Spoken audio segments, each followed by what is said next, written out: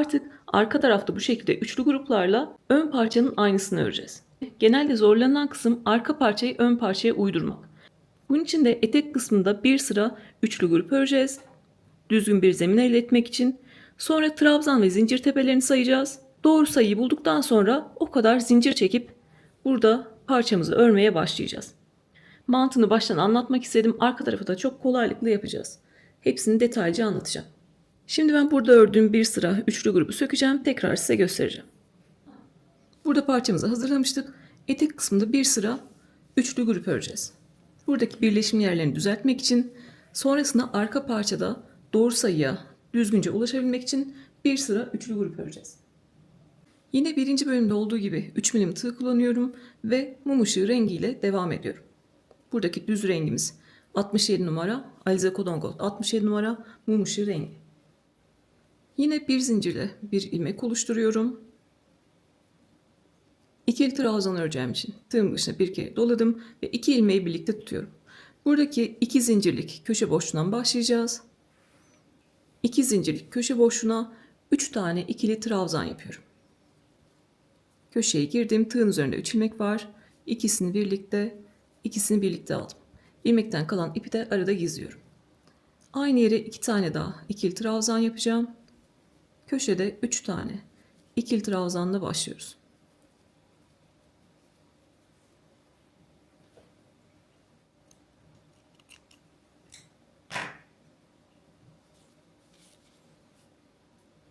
Köşede 3 tane ikili trabzanla başladım. Bir zincirlik boşluklara 3 tane ikili trabzan yaparak buradaki birleşim yerine kadar ilerleyelim. Arada bir zincir çekiyorum ve bir zincirlik boşluklara 3 tane ikili trabzan yapıyorum. Motif ürünümüz aynı şekilde devam ediyor. Arada bir zincir çek ve bir zincirlik boşluğa 3 tane ikili trabzan yap.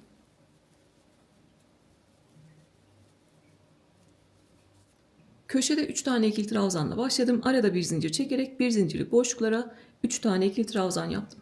En son bir zincirlik boşluğa da 3 tane ikili trabzan yapıyoruz. Arada bir zincir çektim, tığın başına doladım. Birleşim yerine geçeceğiz. Burada iki köşenin birleşim yerine giriyorum ve 3 tane ikili trabzan yapıyorum. Aynı yere girdim, 2 tane daha yapacağım ve birleşim yerine 3 tane ikili trabzanla geçiyorum. Bu şekilde. Bizim zaten düzeltmemiz gereken yerler buradaki birleşim yerleri. Buralara da 3 tane ikili trabzan yaptıktan sonra etek kısmında üçlü gruplardan oluşan bir örgümüz olacak. Birleşim yerine 3 tane ikili trabzanla geçtik.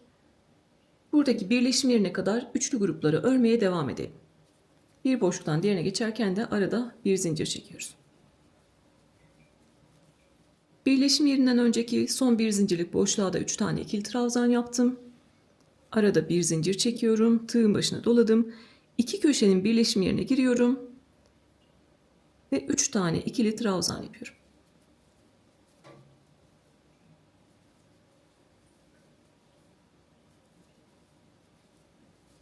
Burayı da 3 tane ikili trabzanla geçmiş olduk. 2 tane birleşim yerimiz daha var. Oraları da 3 tane ikili trabzanla geçelim ve sıra sonuna kadar gelelim. Bir bütün etek kısmında 3 tane ikili trabzan yaparak ilerledik. Sıra sonuna kadar geldim. En son bir tane zincir çektim. Tığın başına doladım. Köşeye 3 tane ikili trabzan yapıyorum. Köşeye 3 tane ikili trabzan yaptım. Arada bir zincir çektim. Sıra sonunda bir zincir çektim ve yeteri kadar ip bırakıp kesiyorum. Yine ne yapacağız? Kasmaları düzeltmek için trabzan ve zincir tepelerini açacağız ve etekteki kasmayı da bu şekilde düzelteceğiz. Şimdi artık arka parçayı ayarlamaya geçtik. Bu örgüyü çocuklarınız için de yapabilirsiniz, kendiniz için de yapabilirsiniz.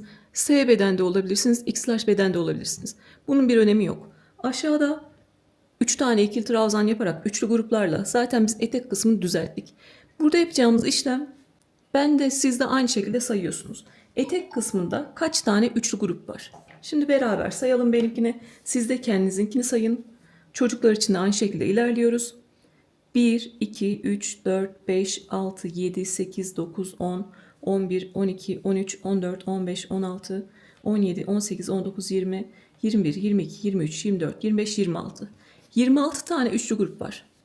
Siz de kendinizinkini saydınız. Kaç tane grup varsa arka parçada da 26 tane grup yapacağım.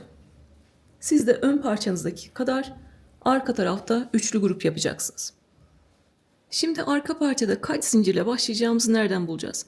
Zaten biz burada kesin bir sayıya ulaşacağız ama yine garanti olsun diye diğer örgülerdeki gibi 4-5 tane ya da 5-6 tane fazladan zincir çekeceğiz. Sonra onları sökebiliriz.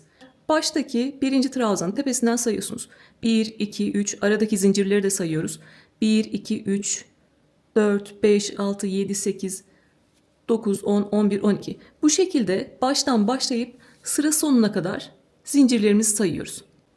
Burada en son bir zincir çekip bırakmıştık, onu saymıyoruz. En son yaptığımız ikili trabzanın tepesine kadar tüm tepeleri sayıyoruz. Bu şekilde baştan sona sayabilirsiniz ama daha kolay olan yöntemle matematik kullanmak. 26 tane üçlü grubum var zaten. Telefonlarımızda hesap makinesi var ya da evimizde hesap makinesi vardır. Ben kendiminkinin üzerinden söyleyeceğim. Siz de kendi örgünüze ona göre yapın. Benim 26 tane üçlü grubum olduğuna göre 26 çarpı 3 78. 78 tane tepem var. Aradaki zincirleri de sayıyorum. 1, 2, 3, 4, 5, 6, 7, 8, 9, 10, 11, 12, 13, 14, 15, 16, 17, 18, 19, 20, 21, 22, 23, 24, 25. 25 tane de zincir tepem var. 78 artı 25, 103. Demek ki 103 tane tepem varmış benim. Çocuklarda da küçük bedenlerde de böyle tek tek sayabilirsiniz ama büyük bedensiniz diyelim, çok fazla üçlü grubunuz var. Sayarken karıştırabilirsiniz. O yüzden kaç tane üçlü grubunuz varsa onu 3 ile çarpın. Arada kaç tane zinciriniz varsa onu da üzerine ekleyin. Ve o şekilde tepe sayısını bulabilirsiniz. Bu şekilde birebir ön parçaya göre aynı yapacağız. En çok zorlanılan yer burası. Tüm örgüler bir matematik. Doğru matematikte ilerledikten sonra birebir yapacağız. Şimdi ben ne yapacağım? 103 tane tepeye ihtiyacım var. 103 tane zincir çekeceğim. Üzerine de fazladan 7 tane zincir çekeceğim. Yani 110 tane zincir çekeceğim. Sizin de diyelim ki saydınız, zincirler ve trabzanlar dahil 125 tane tepeniz var. Siz de 135 tane zincir çekin. Fazladan zincir çekiyorsunuz. Hem ikili trabzan yaparken kullanacağız. Hem de belki sayarken eksik saymış olabilirsiniz. O açığı da oradan kapatmış olacağız. Sıra sonunda zincir sökebiliriz ama bir bütün örgüyü sökmek istemezsiniz. Burada da aynı şekilde ilerlemiştim. Gördüğünüz gibi 4-5 tane zincir kaldı. Onları da en son sökmeyi size gösteririm. Zincir çekmek için yine ilmek oluşturuyorum. Buradaki ilmeğimi sıkıladım. Üzerine 110 tane zincir çekeceğim. 103 tane tepe saymıştım. 110 tane zincir çekeceğim. Zincirlerimi de çok sıkı sıkı yapmıyorum ki taban kısmında, etek kısmında kasma yapmasın.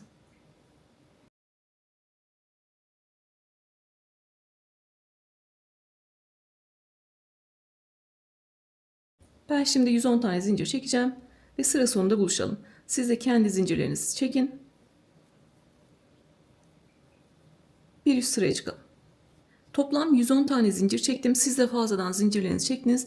Ben genelde böyle zincir sayarken karıştırırım. Böyle köyden indiğim şehre gibi sürekli sayar dururum. Genelde 50. zincire bu şekilde böyle ilmek belirleyici takıyorum. Sonrasında karıştırdıysam 50.den devam ediyorum. Siz de o şekilde yapabilirsiniz benim gibi, dikkatiniz dağınıksa. Fazladan zincirlerimizi çektik. Artık üçlü grupları örmeye başlayacağız. Yine ikili trabzan öreceğim için tığın başına bir kere doladım. 2 ilmeği birlikte tuttum. 1, 2, 3 tane zincir atlıyorum. Dördüncüye ikili trabzan yapacağım. 1, 2, 3 zincir atlıyorum. Bu atladığım 3 zincirde bir tane ikili trabzan kabul ediyorum. Dördüncü zincire bir tane ikili trabzan yaptım. Tığın başına doladım. Aynı yere bir tane daha ikili trabzan yaptım. Baştaki 3 zincirde bir tane ikili trabzan kabul etmiştik. Toplam 3 tane ikili trabzanla başladık.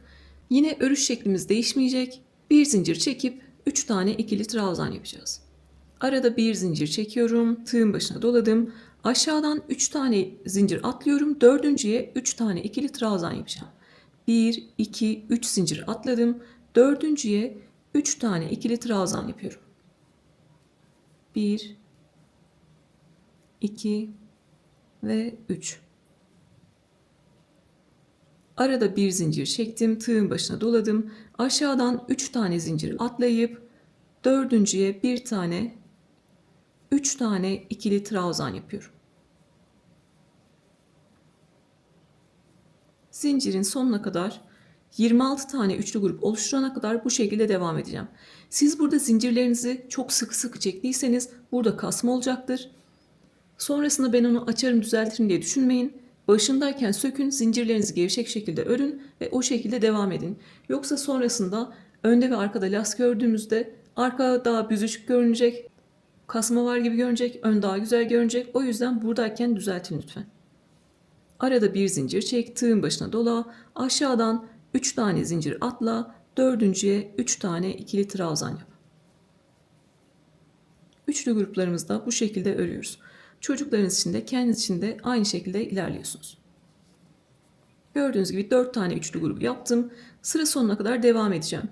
26 tane üçlü grup olduğunda artık örmeyi bırakıyorum. Çünkü benim ön parçamda 26 tane üçlü grubum var.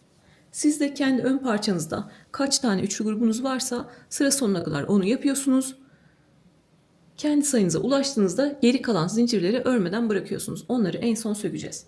Şimdi sıra sonuna kadar gelelim ve bir üst sıraya çıkalım. Buradan örmeye başladım. Toplam 26 tane üçlü grubumu yaptım. Gördüğünüz gibi aşağılarda herhangi bir kasma da yok. 3 tane zincirle geçtiğimiz halde herhangi bir kasma yok. Bu şekilde sıra sonuna kadar ilerledim. Bir üst sıraya çıkmadan tekrar söylemek istiyorum. Zincirinizde kasma varsa üst sıralarda düzelmez. Buradaki olan kasma üst sıralarda düzelmez. O yüzden en baştan düzeltin, o şekilde devam edin. Bunları da çok tekrarladığım farkındayım ama nasıl olsa düzeltirim diye sonrasında devam edip bitmiş örgüde burada kasma var nasıl düzeltebilirim diye soran arkadaşlar oluyor. Mecburen sökmeleri gerektiğini söylüyorum. O yüzden siz de onu yaşamamak için en başta güvenli şekilde ilerleyin. Buradaki zincirlerimizi sonra sökeceğiz. Siz de kendi ön tarafınızdaki üçlü grup sayınıza ulaştınız. En son 3 tane ikili trabzan yaptınız. Artık üst sıralara çıkacağız. Örümü o kadar kolay ki zaten 1-2 sıraya göstereyim, sonra hızlı ilerleyeceğiz. Bir üst sıraya çıkmak için 1, 2, 3, 4 zincir çekiyorum. Bu 4 zincirin 3'ü bir tane ikili trabzan demek. Bu dördüncü de arada çektiğimiz bir zincir demek. Tığın başına doladım, örgümü döndürdüm. Buradaki bir zincirlik boşlukları kullanacağız. Bir zincirlik boşluğa 3 tane ikili trabzan yapıyorum.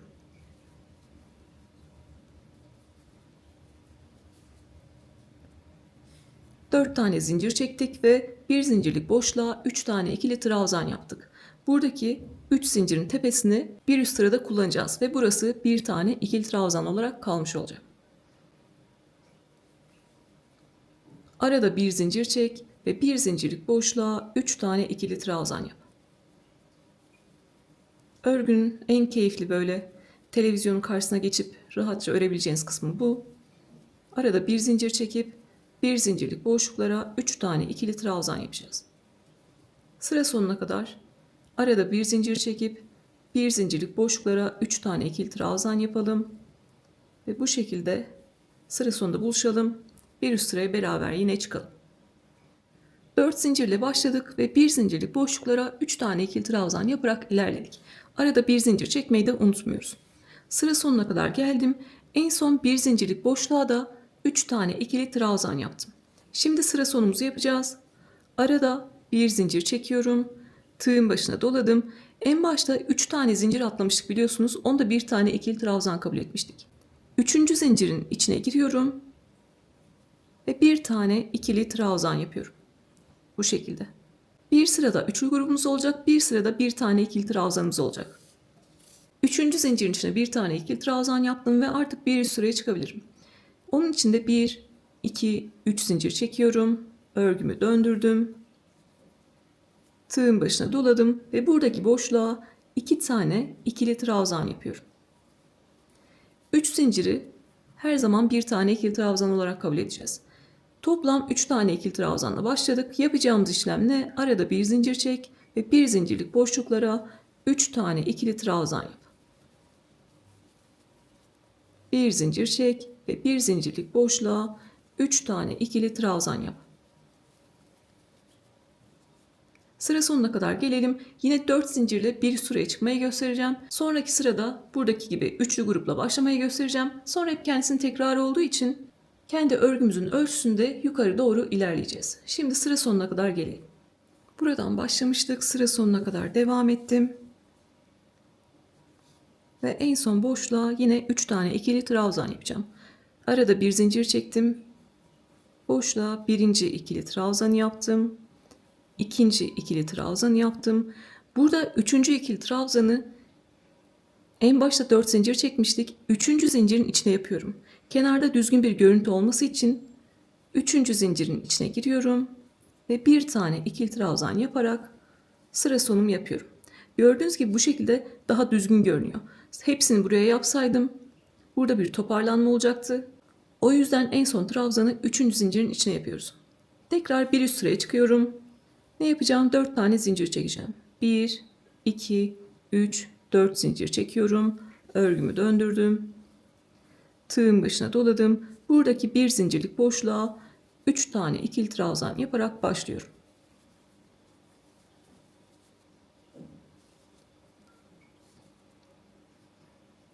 Sıra başlangıcımız bu şekilde. Sıra sonuna kadar üçlü grupları örelim. Yine burada en son sıra sonunu göstermek istiyorum. Tekrar bir üst sıraya beraber çıkacağız. Sonra artık hızlı hızlı ilerleyeceğiz. 4 zincirle başlamıştık. Sıra sonuna kadar devam ettim. En son 3 tane ikili trabzan yaptım. Arada bir zincir çekiyorum. Tığın başına doladım. En başta 3 zincir çekmiştik. Onda bir tane ikili trabzan kabul etmiştik. Üçüncü zincirin içine giriyorum ve bir tane ikili trabzan yapıyorum. Gördüğünüz gibi hep kendisini tekrar. Üçlü grup, bir tane ikili trabzan, üçlü grup, bir tane ikili trabzan. Bir üst sırada ne yapacağız o zaman? Üçlü grup yapacağız. Onun için de 1, 2, 3 zincir çekiyorum. Örgümü döndürdüm. Ve buradaki boşluğa 2 tane daha ikili trabzan yaparak toplam 3 tane ikili trabzanla başlamış oldum. Arada bir zincir çekiyorum ve bir zincirlik boşluklara 3 tane ikili trabzan yapıyorum. Sıra sonunda buradaki boşluğa 2 tane ikili trabzan yapacağım. Üçüncüsünü buradaki 3. zincirin içine yapacağım. Düzgün ilerlemek için 3. zincirin içine batacağım ve bir tane ikili trabzan yapacağım. Sonra yine 4 zincirle bir üst sıraya çıkacağım. Aynı bu şekilde ilerliyoruz. Bunu neye göre öreceğiz derseniz, burada motiflerde de sıra sayısı belli ama bizim birleştirmelerimiz var. Biz makine değiliz. Belki bir tane motifi yarım santim daha küçük ördük, yarım santim daha büyük ördük. Burada birebir sıraya göre ilerlerseniz fazla ya da eksik gelebilir. O yüzden ne yapıyoruz? Birebir kendisine göre ilerliyoruz. Yani buradaki iki motifin bitimine kadar örüyoruz. Buraya kadar örüyoruz. Şöyle daha net görünecek. Burası bizim koltuk altımızdaki kısmımız. Burası gördüğünüz gibi artık motiflerin sonu. En son sıramı yaptığımda gördüğünüz gibi ikisi üst üste geliyor. Yani birebir örmüşüm. Ben burada kendi elimin sıkılığına, gevşekliğine göre 19 sıra ördüm. En son üçlü grupları örüp bıraktım. Köşede en son üçlü gruplar var. Sizinki buradaki bir tane ikili trabzan olan sırada da bitebilir. Orası önemli değil. Zaten kenarları en son dikeceğiz. Zaten bu aşamadaysanız ön parçanızı ördünüz. Çocuğunuz için de kendiniz için de birebir ilerleyeceksiniz. Ben 19 sıra dedim diye siz de 19 sıra yapmak zorunda değilsiniz. Aynı ipi tığ bile kullanabiliriz. Benim elim çok gevşek, sizinki çok sıkıdır. Siz belki 22 sıra öreceksiniz, anca ulaşabileceksiniz. Ya da eliniz benimkiden gevşektir, siz belki 17 sıra öreceksiniz. Sıra sayısı önemli değil, önemli olan ölçü. Buraya gelene kadar örüyorsunuz. Size anlattığım şekilde üçlü gruplarla örmeye devam ettim. Artık buraya geldiğinde bu parçamızı bitiriyoruz. Burada köşede en son ben 3 tane ikili trabzan yaptım. Bir tane zincir çekiyorum ve yeteri kadar ip bırakıp kesiyorum. Burada ipimizi kopardık. Sonra nasıl devam edeceğiz? Yine süveterimizin önüne göre devam edeceğiz. Bu sefer ne yapacağız? Buradaki 3 tane motife göre öreceğiz. Ben artık bu kısımdan yukarı doğru öreceğim. Onu nasıl ayarlayacağız derseniz, benim motiflerimden sizinki büyük ya da küçük olabilir. Ne yapacağız? Bir tane motifimizde kaç tane üçlü grup var? 1, 2, 3, 4, 5 tane üçlü grup var. Görüyorsunuz. 1, 2, 3, 4, 5 tane üçlü grup var kenarda. Demek ki ben de 5 tane üçlü grup bırakacağım, sonra örmeye başlayacağım. Sizde de bir tane kenarınızda kaç tane üçlü grup varsa o kadar bırakıyorsunuz, sonra örmeye başlıyorsunuz. Şimdi bir zincirle yine bir ilmek oluşturalım. Kaç tane grup atlayacağım? 1, 2, 3, 4, 5 tane grup atlıyorum. Buradan örmeye başlayacağım. 5. üçlü gruptan sonra bir zincirlik boşluktan giriyorum. 3 tane ikili trabzan yapıyorum. İlmeği de arada gizliyorum. İlmekten kalan ipi.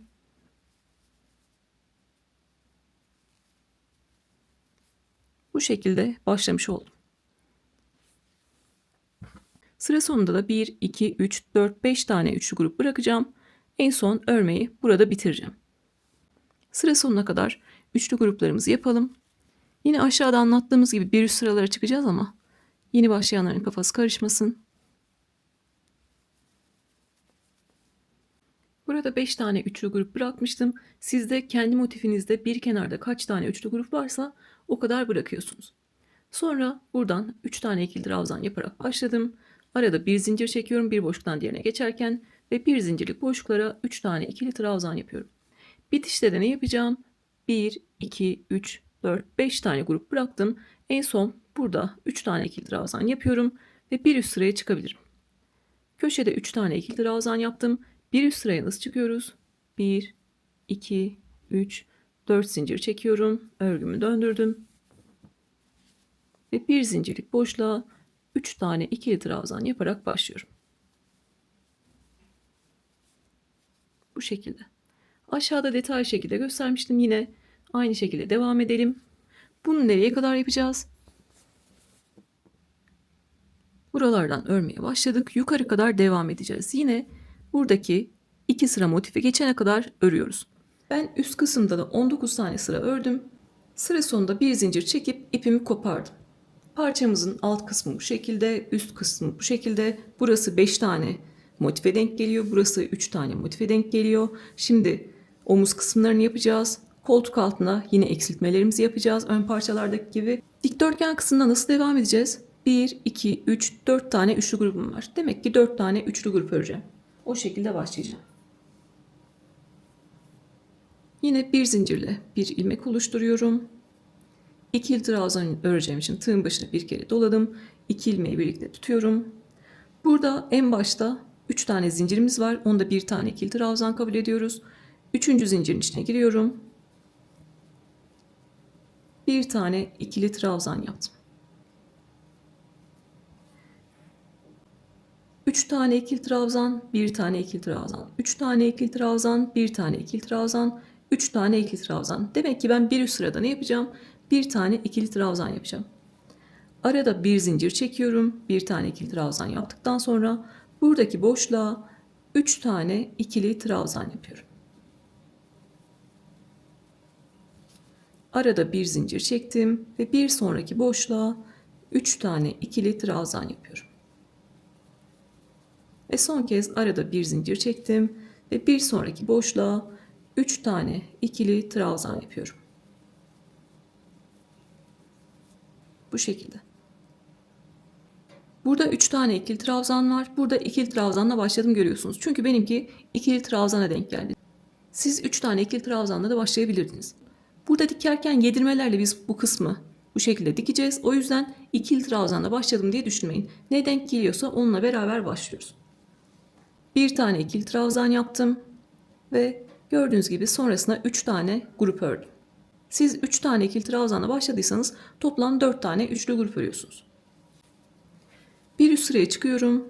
1, 2, 3, 4 tane zincir çektim. Örgümü döndürdüm. Tığın başına doladım ve bir zincirlik boşluğa 3 tane ikili trabzan yapıyorum. Yukarı doğru örmemiz değişmiyor. Dikdörtgen motifin boyuna gelene kadar örüyoruz. Bu bizim omuz parçamız. Bu bizim ördüğümüz parça. Bu şekilde birinci sıralarını eşitliyorum ve boyuna bakıyorum. Boyuna bakıyorum. Dikdörtgen parçanın boyuna ulaşmışım. Ben kaç sıra ördüm? 1, 2, 3, 4, 5, 6, 7. 7. sırada dikdörtgen parçanın boyuna ulaşmışım. Artık burada sonrasında ilmek kaydırmayla birleştireceğimiz için burada ipimi biraz fazla bırakıyorum. Buradaki iple de sonra iki parçayı birbirine dikeceğim. Özellikle baktım ki buradaki açık renk sağ tarafta olmazsa birleştirme yaptığımızda buradaki tepeler renkli olan tepeler kötü görünüyor. Burada yaptığımız gibi görünmüyor. Aralardan böyle sarı renkler, hardal renkler görünüyor ya da kırmızı renkler görünüyor. O yüzden ona baktım. İpim burada olmasaydı bir zincir çekip kısa şekilde kesip bırakacaktım. Bu tarafta yaptığımız gibi bu tarafta da öreceğiz. Ön tarafta örelim yine. Eşit şekilde ilerleyelim. Birini arkadan birini önden başlamıyoruz. Bu tarafta önden başlamıştım. Bu tarafta da önden başlayacağım. Yine bir zincirle bir ilmek oluşturuyorum. Burada ne yaptıysam aynısını tekrarını yapıyorum. Burada en sonda ne var?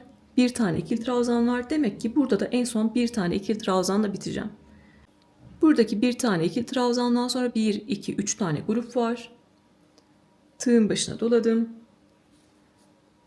Buraya bir tane ikili trabzan yapacağım. Sonrasında 1, 2, 3. boşluğa giriyorum. 3 tane ikili trabzan yapıyorum. Görünümümüz eşit olacak. Eşit şekilde ilerleyeceğiz. 3 tane ikili trabzan yapıyorum. İlmekten kalan ipi de arada gizliyorum. Ondan da kurtuluyorum.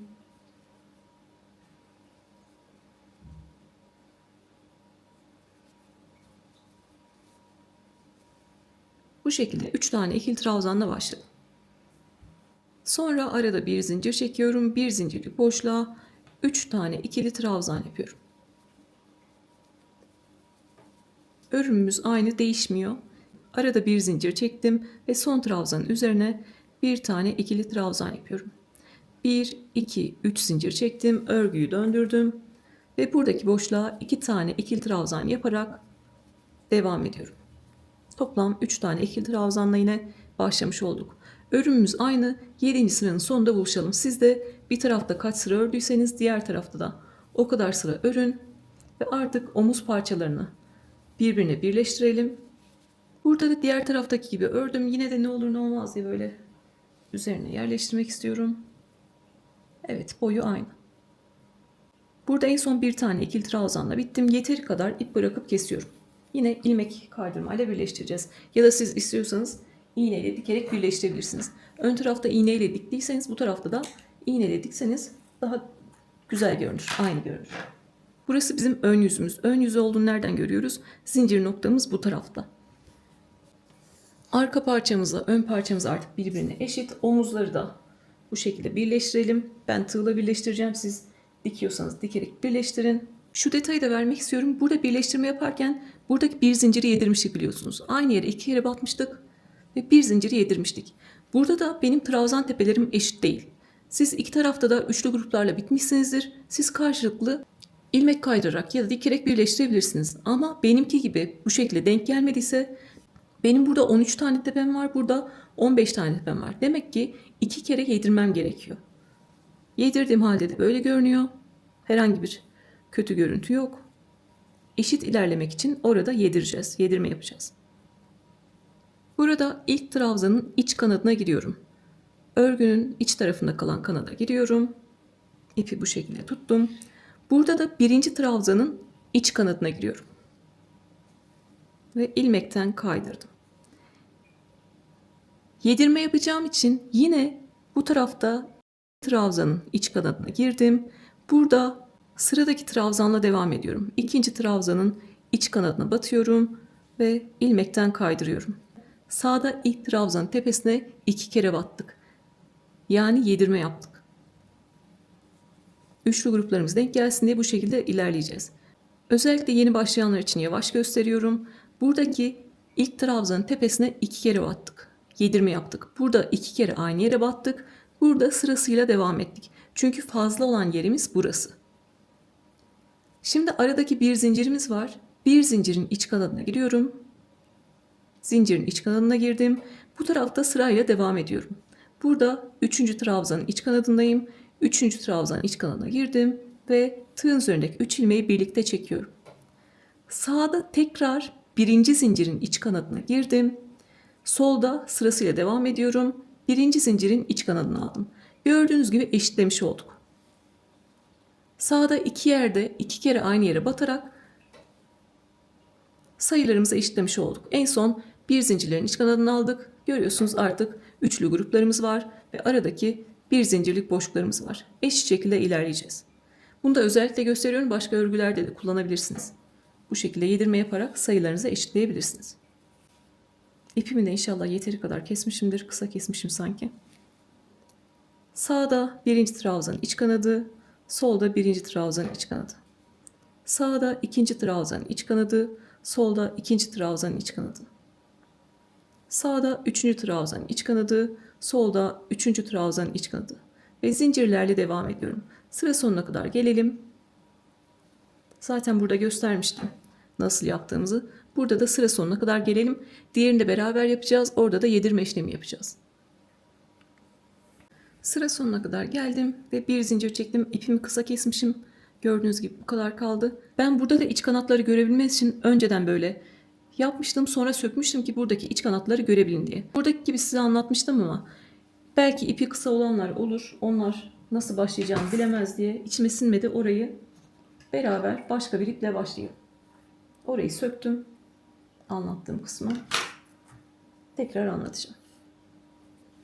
Siz de ipinizi diyelim ki benim gibi kısa kestiniz. Fark etmediniz, kısa kestiniz. Şuradan kesmiş olalım. İpini kısa kesenler ne yapacak? Yine bir zincirle bir ilmek oluşturacak. Bu şekilde ilmeği tığdan çıkartıyorum. Buradaki işimiz daha kolay. Başlarken üçlü gruplarımız var. Karşılıklı üçlü gruplarla başlayacağız. Sıra sonunda yedirmemizi yapacağız.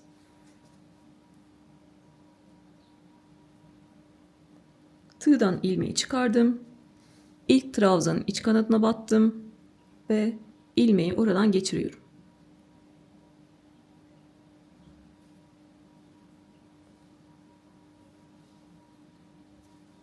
Sol tarafta da birinci trabzanın iç kanadından geçirdim ve kaydırdım. Sırasıyla ikinci trabzanın iç kanadı, ikinci trabzanın iç kanadı ve ilmekten kaydırıyorum. Üçüncü trabzanın iç kanadı, üçüncü trabzanın iç kanadı. Birinci zincirin iç kanadı, bir zincirin iç kanadı, bir zincirin iç kanadı. Gördüğünüz gibi 1, 2, 3 tane grubu karşılıklı birleştirdim. Üçüncü grupta en son trabzanların iç kanadını aldım. Artık yedirme yapacağım yere geldim. Bu tarafta 4 tane tepem var. Bu tarafta 3. ve 4. zinciri kullanacağız. 2 tane tepem var. Buradaki zincirlere 2 kere batacağım. Aynı yere 2 kere gireceğim. Burada sırasıyla devam edeceğim. Çünkü fazla olan yer burası. 4. zincirin içine girdim. Bu da bizim arada çektiğimiz bir zincir oluyor. 4. zincirin içine girdim sağ tarafta. Bu tarafta da aradaki zincirin iç kanadına giriyorum ve 3 ilmeği birlikte kaydırıyorum. Tekrar sağda aynı yere giriyorum. 4. zincirin kanadına girdim. Bu tarafta sırasıyla devam ediyorum. İlk trabzanın iç kanadına batıyorum ve kaydırıyorum. 3. zincirin içine batıyorum. Bu da bizim trabzanımızın tepesi demek. Sağda 3. zincire battım. Solda sırasıyla devam ediyorum. Ortadaki ikinci trabzanın iç kanadına battım ve kaydırdım. Yedirme yapacağım için tekrar 3. zincirin içine girdim. Bu tarafta da son trabzanın iç kanadına giriyorum ve kaydırıyorum. En son bir zincir çekip yeteri kadar ip bırakıp kesiyorum. Bir tarafta başta yaptık yedirmeyi, bir tarafta sonda yaptık. Bu şekilde kasma varsa onu da elimizle düzeltiyoruz. Şimdi iplerimizi gizleyelim artık. Örgüdeki tüm ipleri temizledim. Artık buradaki kalan zincirlerimizi de sökebiliriz. Burada bir zincirle sabitlemiştik öncelikle. İlmek yapmıştık. Onu açıyorum. Sonra sırasıyla ilmekleri söküyorum. Kaç tane ilmeğiniz varsa. En son kalan ilmeği sökmeyin. Orada çekeceğiz ve orayı kilitleyeceğiz.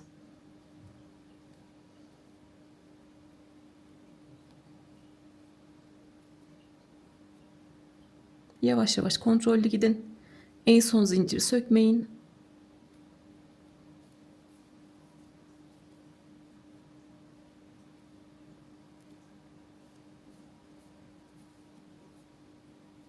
Gördüğünüz gibi en son zincir kaldı. Onu da buradan çekiyorum ve burada sabitliyorum artık. Ne yapacağız? Burada koltuk altında bu şekilde kavis vermiştik. Bu tarafta da kavisimizi vereceğiz. İki tarafta yine eşit görünecek. Burada ipimi gizlemedim. Burası bizim örgümüzün düz yüzü. Yine koltuk altına diğer taraftaki gibi kavisimizi vereceğiz. Bir zincirle bir ilmek oluşturuyorum. İlmeği tığdan çıkardım. Burada 3 tane ikili trabzanımız var. Görüyorsunuz. İlk trabzanın tepesine giriyorum. İlmeği ön tarafa çekiyorum.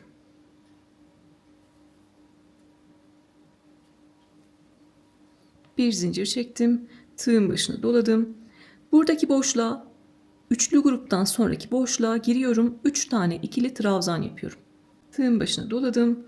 Buradaki boşluğa 3 tane ikili trabzan yapıyorum.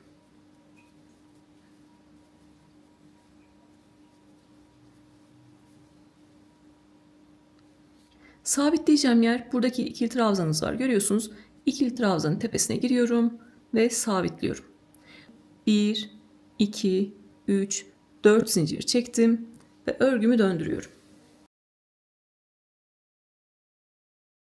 Yine bir sıra düz yüzde, bir sıra ters yüzde öreceğiz. 4 tane zincir çektim. Bunu nereye sabitliyorum? Burada gördüğünüz gibi bir tane ikili trabzanız var. Tepesine giriyorum. Buraya giriyorum. Kaydırdım ve bir zincir çektim. Burada da sabitlemiş oldum. Tığın başına doladım.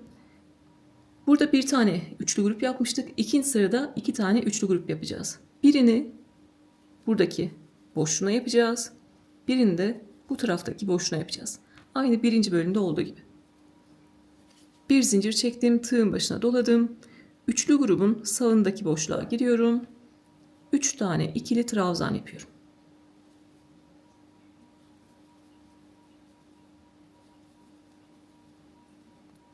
Arada bir zincir çektim. Tığın başına doladım.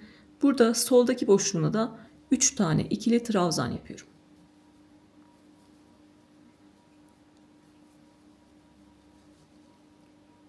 Sabitleyeceğim yer neresi? 1, 2, 3.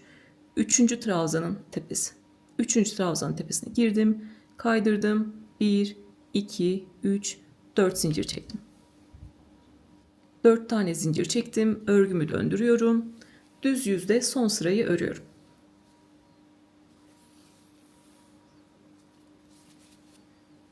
Kaydıracağım yer neresi? 1, 2, 3. trabzanın tepesine giriyorum. Kaydırdım. Bir zincir çektim. Tığın başına doladım. Yine sağındaki boşluğu kullanacağım.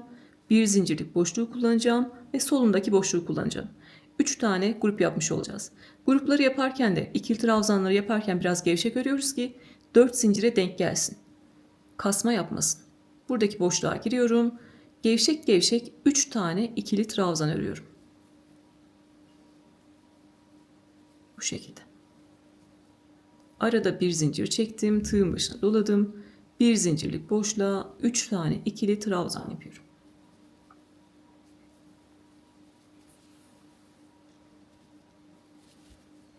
Tekrar bir zincir çektim. Tığın başına doladım. Üçlü grubun solundaki boşluğa giriyorum. 3 tane ikili trabzan yapıyorum. Gördüğünüz gibi bir tane, 2 tane ve 3 tane. Artık sıra sonumuzu yapacağız. Burada sabitleyeceğim yer neresi? Son trabzana giriyorum tepesine. İlmekten kaydırıyorum. Bir zincir çektim. Yeteri kadar ip bırakıp kesiyorum. Bu tarafı yaptık. Diğer tarafı da hızlıca yapalım beraber. Gördüğünüz gibi kavisten sonra 2 tane grup var bu tarafta. Burada da 2 tane grup var. Yani eşit şekilde ilerlemişiz. Siz burada bir tane ikili trabzanla bitmiş olabilirsiniz. Önemli değil. Koltuk altımız eşit. Yine örgünün düz yüzünden örmeye devam ediyorum. Bir zincirle bir ilmek oluşturdum. İlmeği tığdan çıkartıyorum. Yönümüz değiştiği için bu sefer buradaki trabzanın tepesine giriyorum. Bu şekilde ve ilmeği oradan geçiriyorum.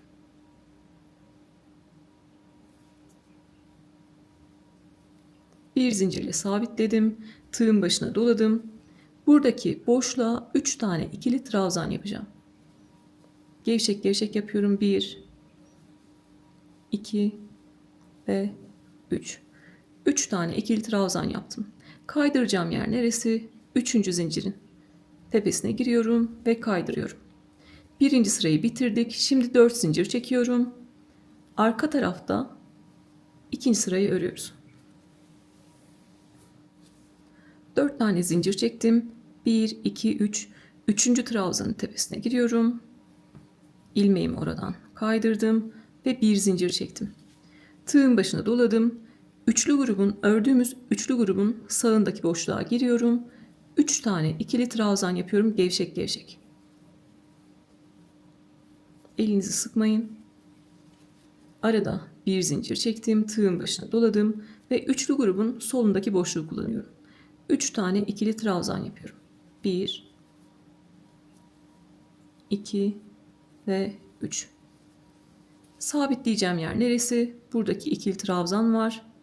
Tepesine giriyorum ve kaydırıyorum. Bir üst sıraya çıkacağım, son sıraya 1, 2, 3, 4 zincir çekiyorum. Düz yüzünü çevirdim. Bu tarafta da 3 tane grup öreceğiz. 4 tane zincir çektim. Buradaki trabzanın tepesine geliyorum.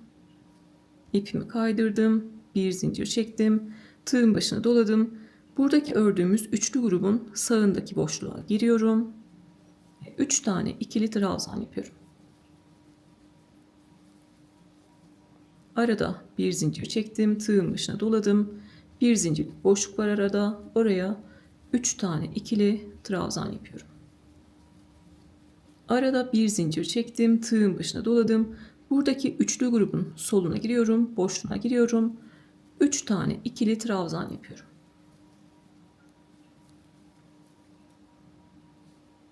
Sonra 1, 2, 3. trabzanın tepesini kaydırıyorum. Bir zincir çekip yeteri kadar ip bırakıp kesiyorum. Kavislerimizi de verdik. Artık birebir ön ve arka eşit. Yine burada birleştirme yerlerini düzelttiğimiz gibi buradaki ilmek kaydırmayla birleştirdiğimiz yerleri, buradaki birleştirme yerlerini sık iğne ile bir sıra dolanacağız. Sonra birbirine dikeceğiz. Buradan birbirine dikeceğiz. Artık kabaca bir süvetere ulaşmış olacağız. Onun üzerine artık lastik öreceğiz. Bir bütün süveteri sık iğnelerle dolanacağız. Ben anlatım yaparken şu an bitmiş hali. Anlatım yaparken kafam önlük süvetere gitti. Köşelerde 2 tane zincir çektim. Şimdi orayı hiç görmeyeceksiniz siz. Ben sökeceğim, size doğru olan şekilde göstereceğim. Önlük süveterlerde birleştirmediğimiz için bu köşelerde etek köşesi yapıyoruz. Burada olmayacak, bütün şekilde lastik çıkaracağız.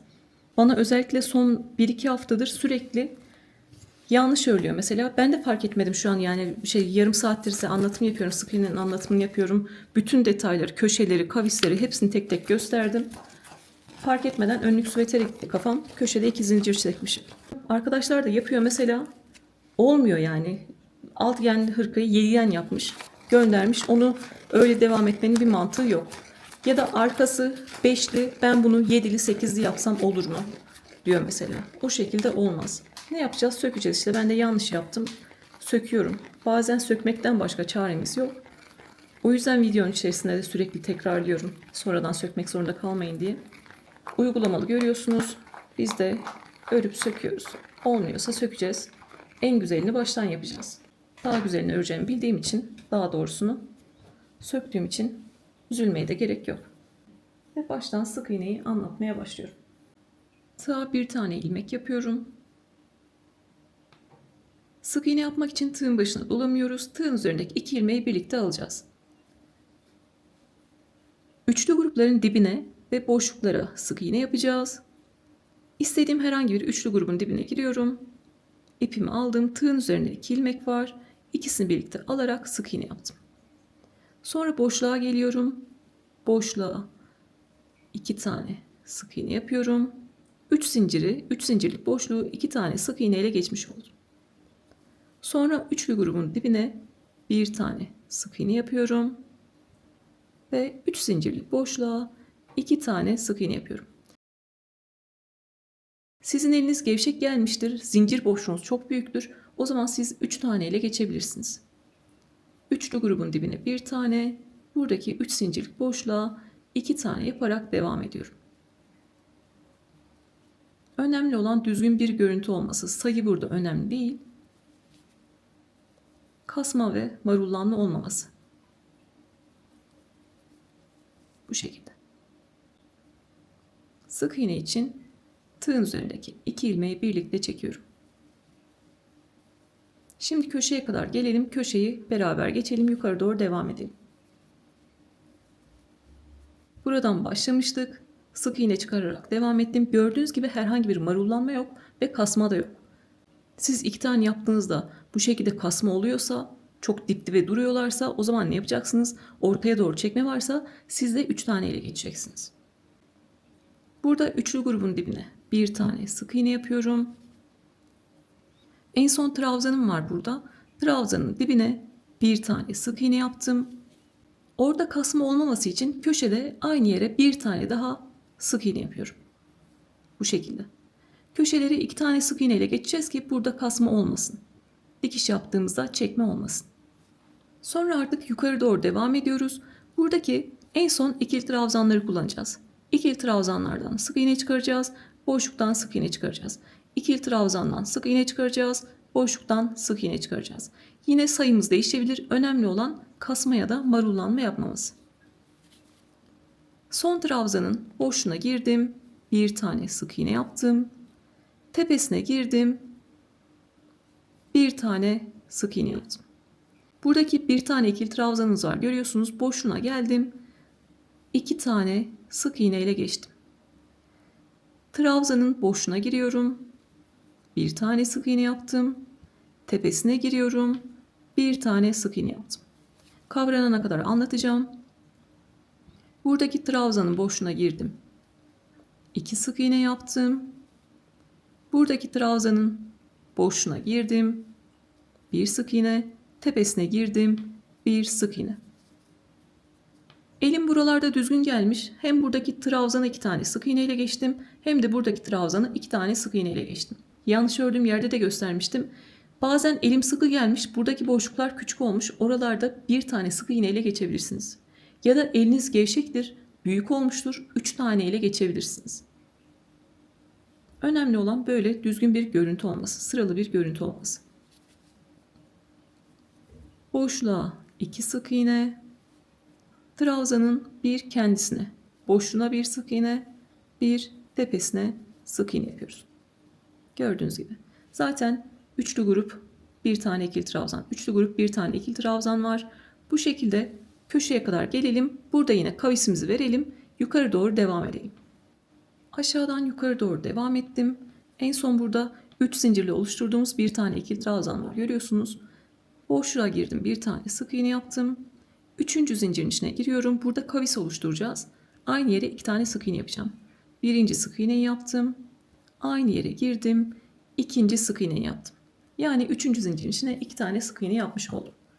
Orada kasma yapmaması için.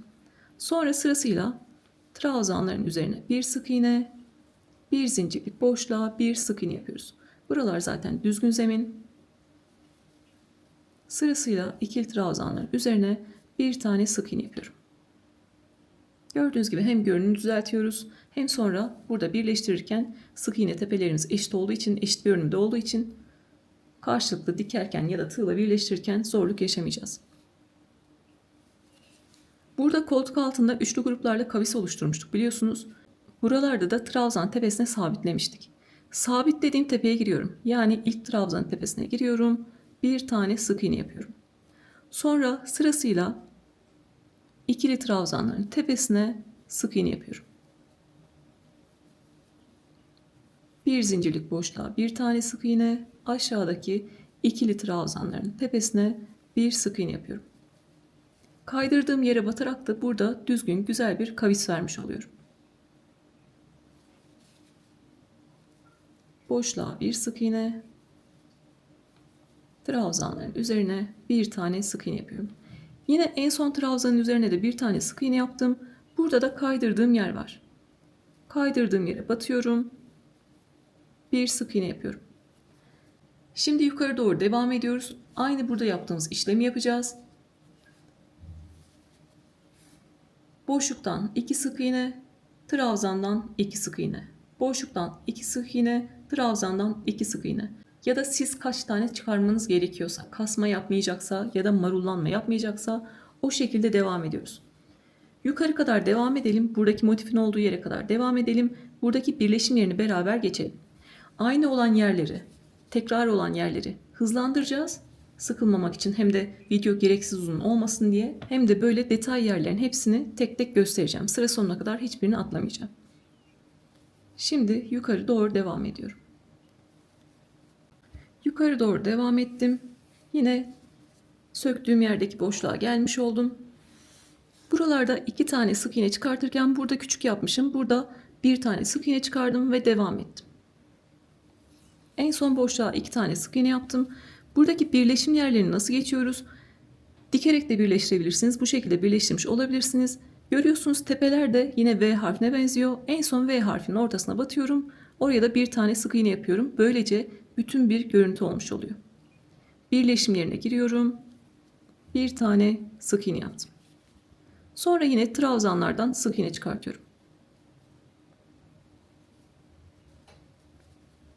Buradaki trabzandan yine 2 tane sık iğne çıkardım. Buradaki köşeye batmak istemiyorum. 2 zincirlik boşluğa batmak istemiyorum. Buraya battığımda çünkü çukur bir görüntü oluyor. Onu istemiyorum. O yüzden ne yapacağım? Trabzanın dibine de 1 tane sık iğne yapacağım. Yani bu trabzandan 3 tane sık iğne çıkarmış olacağım. Bu şekilde. Sonra yine zaten zeminimiz düzgün. Trabzanlar ve 1 zincirlik boşluklar var. Trabzanların tepesine 1 sık iğne, 1 zincirlik boşluğa 1 tane sık iğne yapıyorum. En son trabzanın tepesine de 1 tane sık iğne yaptım. Diğer tarafta yaptığım gibi ne yapacağım? Trabzanın dibine 1 sık iğne, kendisine 1 sık iğne ve tepesine 1 sık iğne yapıyorum. Birleşim yeri V harfi şeklinde görünüyor. Sizin dikiş yaptığınız yerin en son dikiş yaptığınız yere batıyorsunuz. Ben V harfinin ortasına battım. 1 tane sık iğne yaptım. Ve bu şekilde devam ediyorum. Köşeye 1 sık iğne, trabzanların tepesine 1 tane sık iğne yapıyorum. Bu iki parçayı birbirine birleştirirken burada bir zincir yedirmiştik, hatırlıyorsanız, çukur görüntü olmasın diye. Gördüğünüz gibi sık iğne geçtiğimizde de bu şekilde düzgün bir görüntü oluyor. O detaylara dikkat edersek örgümüz düzgün olacaktır. Ben de bunları bir kere de bulmuyorum, yani normalde yapıyorum. Bakıyorum kötü olmuş, söküyorum. Düzgün şekilde nasıl olacak? Zaten örsök yaptığınızda, yaptığınızı söktüğünüzde daha iyisini yapacağınızı bilmiyorsanız örgüye de çok fazla devam edemiyorsunuz zaten. Yeni başlayan arkadaşlar sökmekten çekinmesinler. Sökünce daha güzelini yapacaksınız. Belki de bu işten gelir elde edeceksiniz. Birleşim yerlerini nasıl geçeceğiz? Köşeye bir sık iğne yapacağım. Buradaki köşeye bir sık iğne yapacağım. Sağdaki köşeye bir sık iğne, soldaki köşeye bir sık iğne yapacağım. 2 zincirlik boşluğa bir sık iğne. Bu tarafta da köşede 2 zincirlik boşluğa bir sık iğne. Burayı böylece geçmiş olduk. Sonra yine ikili trabzanların tepesine bir sık iğne ve bir zincirlik boşluğa bir sık iğne yapıyorum. Gördüğünüz gibi birleşim yerinde düzgünce geçmiş olduk. Orada da herhangi bir çukurluk ya da marullanma yok. Yine koltuk altının olduğu yere geldik. Kavis verdiğimiz yere geldik. Orayı yine beraber geçelim. Yeni başlayanların zorlanacağı hiçbir yeri kesmeyeceğim. En son 3. trabzanın tepesine de bir tane sık iğne yaptım.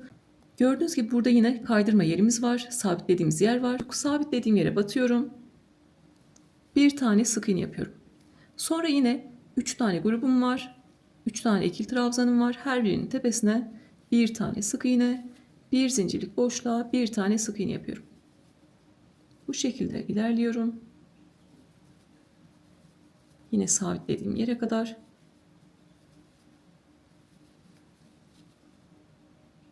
En son trabzanın tepesine de bir sık iğne yaptım. Sabitlediğim yere de bir tane sık iğne yapıyorum. Bir zincirlik boşluğa sık iğne ve tepelere, ikili trabzanların tepesine bir sık iğne.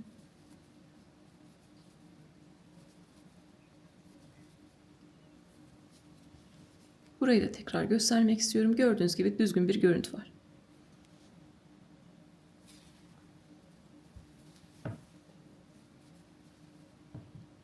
Köşede 2 zincirlik boşluk var. Burada da kavis vereceğim. Diğer tarafta olduğu gibi ne yapacağım? Yine 2 tane sık iğne yapacağım. 2 zincirlik boşluğa 2 tane sık iğne yapıyorum. Orada da böyle yuvarlak bir kavis var. Yukarıdan aşağıya doğru devam ediyorum. Burası zaten düzgün zemin. İkili trabzanların tepesine bir sık iğne yapalım. Bir zincirlik boşluklara bir sık iğne yapalım.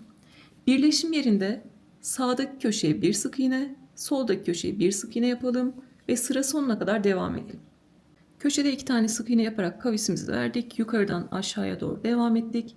En son 3. trabzanın tepesine de bir tane sık iğne yaptık. Buradaki son trabzandan da sık iğne çıkaracağız. Boşluğuna battım. Bir sık iğne yaptım. Tepesine 2 tane sık iğne yapacağım ki orası kasmasın. Kavisli şekilde görünsün. Böyle. Sonra yine trabzanların tepesine sık iğne yaparak devam ediyorum.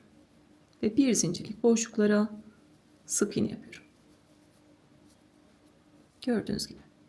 Burada sadece bir tane ile geçseydik orası kasma yapacaktı. İçe ya da dışa doğru kıvrılacaktı. Etek kısmında zaten üçlü gruplarla birleşim yerlerini düzeltmiştik. Burası sadece üçlü gruplardan ve aradaki bir zincirlik boşluklardan oluşuyor. İkili trabzanların tepesine sık iğne yapalım. Bir zincirlik boşluklara bir tane sık iğne yapalım. Ve buradaki köşeye kadar gelelim. Diğer taraf artık tekrar olduğu için orada hızlı hızlı ilerleyeceğiz. Bilgiler vereceğim yeni başlayanlar için. Sonra hızlı hızlı ilerleyeceğiz.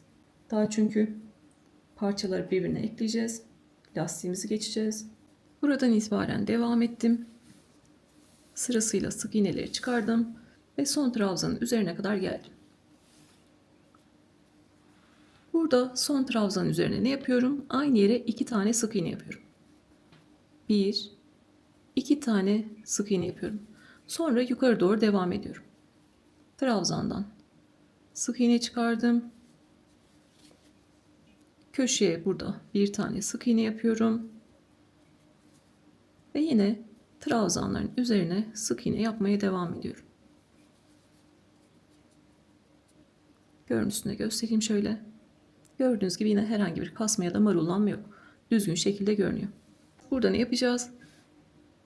Düzgün zemini normal şekilde geçeceğiz.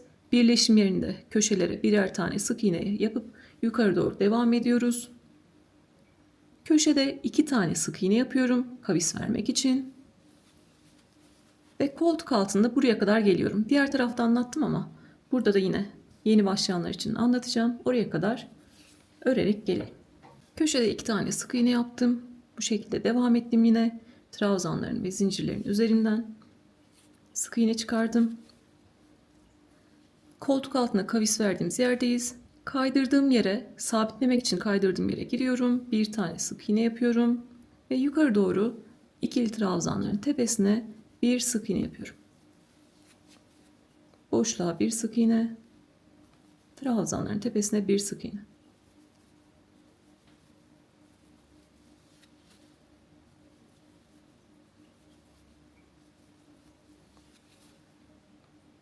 En son trabzanın tepesine de bir sık iğne yaptıktan sonra buradaki kaydırıp sabitlediğim yere bir tane sık iğne yapıyorum. Ve yine düzgün zeminde yukarı doğru ilerliyorum.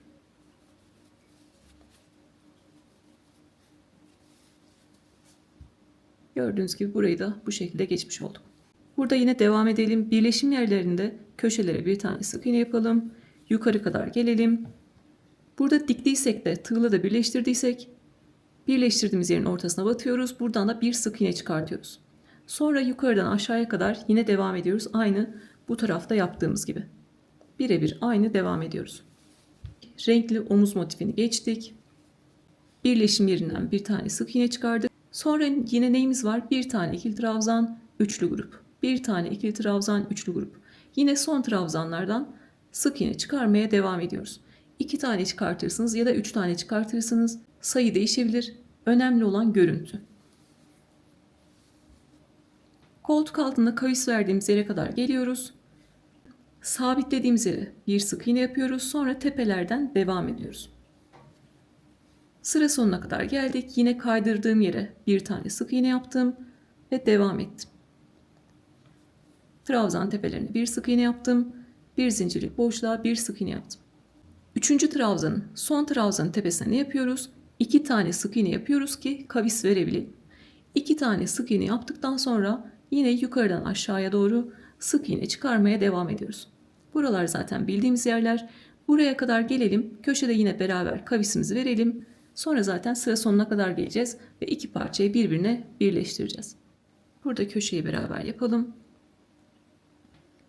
En son trabzanımız var. Ne yapıyoruz? Kendisine bir sık iğne. Burada dibine batıyorum. Dibine 2 tane sık iğne yapıyorum. Kavis vermek için dibine 2 tane sık iğne yaptım. Sonra yapacağımız işlem ne? Aynı burada başladığımız gibi. Üçlü grupların dibine bir sık iğne, buradaki boşluklara 2 sık iğne. Dibine bir sık iğne, boşluğa 2 sık iğne. Siz 3 taneyle geçmeniz gerekiyorsa 3 taneyle geçeceksiniz. Önemli olan görüntü güzelliği. Şimdi sıra sonuna kadar gelelim. Artık parçaları burada koltuk altına birbirine birleştireceğiz. Ve lastik örme kısmına geçeceğiz. Sık iğne çıkarmaya devam ettim ve sıra sonuna kadar geldim. Sıra sonunda ilk yaptığım sık iğnenin tepesine kaydırıyorum. V harf şeklinde görünüyor. Sık iğnenin tepesine girdim ve ilmekten kaydırdım. Bir zincir çekiyorum. Burada ipim kalabilir. İki parçayı birbirine birleştirdikten sonra burada kaldığım yerden ikili trabzan örmeye başlayabilirim. Ama sizin ipiniz yoksa sonra temin edecekseniz burada ipinizi bir zincir çektikten sonra yeteri kadar bırakın, kesin. Bu şekilde koltuk altından benim gibi iki parçayı birleştirin. Benim ipimin devamı olduğu için ben orada ipimi bırakacağım. Öncelikle burada yapacağımız iş bu şekilde sık iğne tepelerini açarak örgümüzü, kasmalarını düzeltmek. Zaten bir bütün süveterin etrafında sık iğne ördük. Bu şekilde sık iğnelerin tepesini açarak kasmaları düzeltiyorum. Çok büyük bir güç uygulamıyorum. Sadece elimle düzeltiyorum. Ve sıra sonuna kadar geldim. Artık koltuk altına birleştirmemizi yapacağız. Kabaca süvetere ulaşacağız. Elim burada sıkı gelmiş olabilir. Burada gevşek gelmiş olabilir.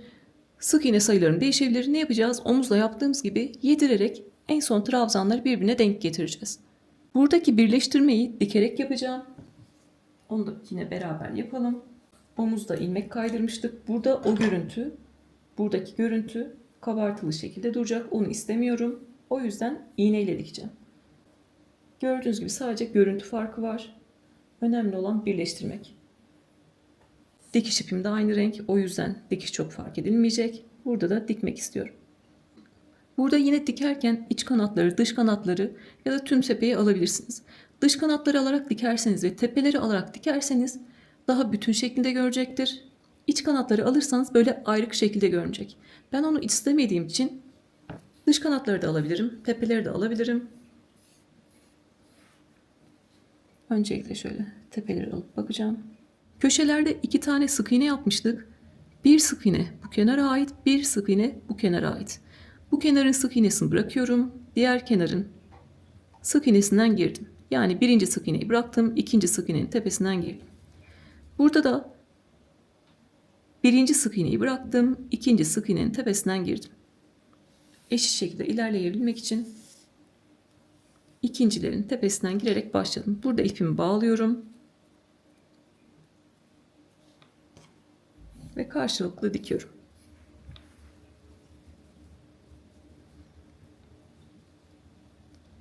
Sadece sık iğne tepelerimiz var. Karşılıklı sırasıyla sık iğnelerin tepesine giriyorum. Çok sıkı sıkı yapmadan, kasma yapmadan düzgün bir görüntüde dikmeye çalışıyorum. Sizin başka bildiğiniz teknikler varsa, dikiş teknikleri, onları da yapabilirsiniz tabii ki. Gördüğünüz gibi aynı renk olduğu için dikiş çok da belli olmuyor.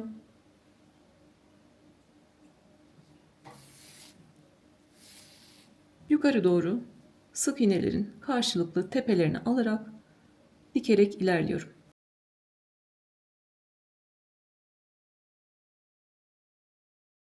Bu tarafta ilk zincire kadar 5 tane sık iğne var. Bu tarafta 3 tane sık iğne var. Fark etmeden 2 tane fazla çıkarmışım düzgün görünsün diye. Hem de güzel bir örnek oldu. Sıra sonundayız. Yine omuzdaki gibi yedirme yapacağız. Burası fazla olan yer. Fazla olan yerde yedirme yaparken sırasıyla devam ediyoruz. Az olan yerde 2 kere batıyoruz. Şimdi burada sağda sırasıyla devam edeceğim. Sağda sık iğnenin tepesine battım, solda sık iğnenin tepesine battım ve diktim. Sağda sırasıyla devam ediyorum.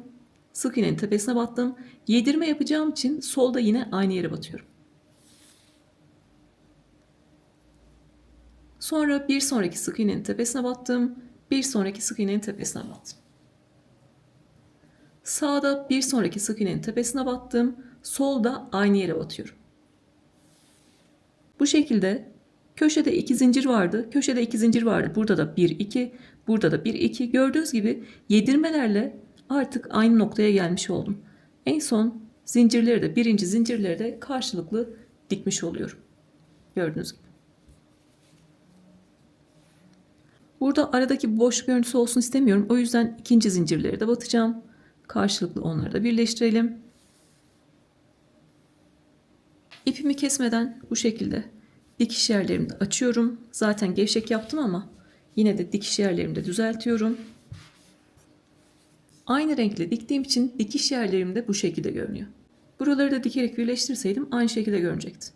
Yedirmelerinizi en son koltuk altına doğru yapın ki aynı yere girdiğimiz kısımlar burada kalsın. Bak, tekrar ikinci zincirleri tekrar giriyorum. Artık orada ipimi koparacağım. Tekrar aynı yere girdim. Halkadan ipimi geçirdim ve dikişi bitiriyorum. Kasma yapmadığından emin olun lütfen ipinizi kesmeden önce. Şimdi diğer tarafta aynı şekilde yapacağız. Artık ipimizi koparalım. Ve lastik örmeye başlayalım. Zaten ipimizi arkada bırakmıştık. İpini kesenler şimdi ilmek yapıyorlar. Ve ikili trabzan çıkaracağız etek kısmından.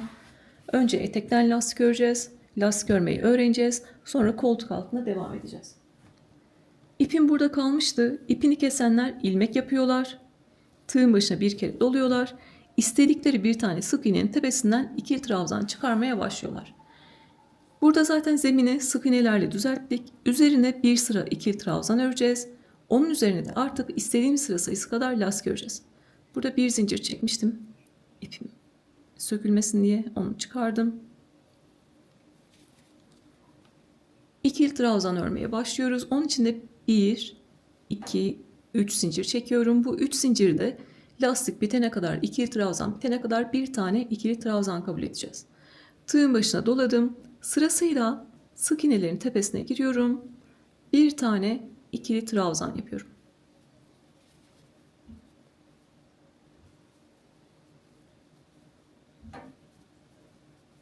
Lastiği bu ikili trabzanların üzerine öreceğiz.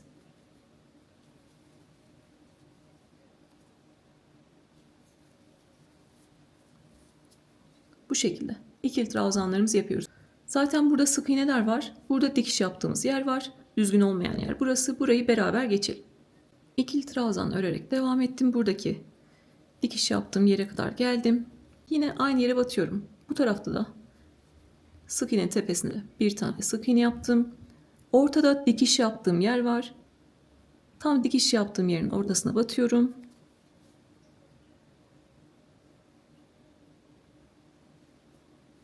Ve bir tane ikili trabzan yapıyorum. Bunu çok sık sık yapmıyorum ki orada çukur bir görüntü oluşmasın. Gevşek bir ikili trabzan yaptım. Diğeriyle boyunu eşitledim. Sonra yine sık iğnelerin tepesine ikili trabzan yaparak bir diğer dikiş yaptığım yere kadar devam ediyorum. Dikiş yaptığımız yerdeki ikili trabzanı biraz gevşek tutarsanız orada çukur bir görüntü olmayacaktır. Gördüğünüz gibi tüm trabzanlar eşit boyda görünüyor. Burada siz çukurluk fark ediyorsanız, aşağıda görünüyorsa ikili trabzanınızı biraz uzun yapın. Hepsinin boyunu eşitleyin ve o şekilde devam edin. Yoksa bitmiş bir örgünüz bile aynı burada küçük bir çukurluk şeklinde görünecektir. Yine dikiş yaptığım yere kadar geldim. Ne yapacağım? İlk dikiş yaptığım yerlere de batıp bir tane ikili trabzan yapacağım. Tam dikiş yerinin ortasına batacağım. Bir tane ikili trabzan yapacağım.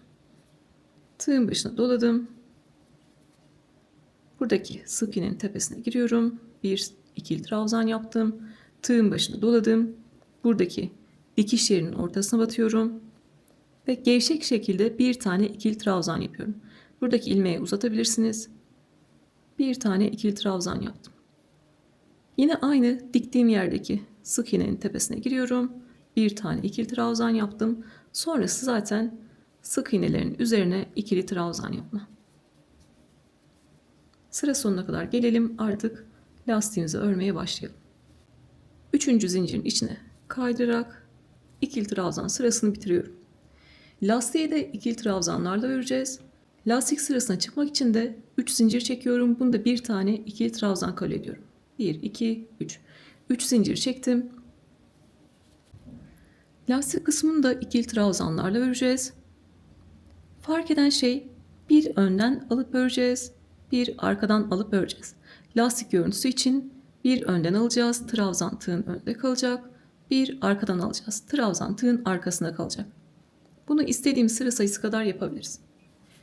3 zinciri bir tane ikili trabzan ve arkadan aldığım lastik kabul ediyorum. 2 tane ön lastiğin arasında kalsın ve çok da belli olmasın. 3 zinciri arka lastik kabul ettiğim için bir sonrakine önden alarak başlıyorum. Tığın başını doladım. Bir sonrakini önden alıyorum. Bir boşluktan girdim, diğerinden çıktım. İpimi aldım ve ikili trabzan yapıyorum. Tığın başına doladım. İlk defa belki lastik yapımını gören olabilir diye bu şekilde yavaş anlatacağım. Sonra hızlı hızlı ilerleyeceğiz. Bir önden aldım, bir sonrakini arkadan alacağız. Bir boşluktan girdim, diğer boşluktan çıktım. Trabzan tığın arkasında ipimi aldım ve ikili trabzan yapıyorum. Bir sonrakini önden alıyorum. Trabzan tığın önünde ikili trabzan yaptım. Bir sonrakini arkadan alıyorum. Trabzan tığın arkasında. İkili trabzan yaptım. Sırasıyla trabzanları bir önden alıp ikili trabzan yaparak, bir arkadan alıp ikili trabzan yaparak sıra sonuna kadar geleceğiz. Gördüğümüz tüm trabzanları bir önden bir arkadan alarak lastik görüntüsü vereceğiz.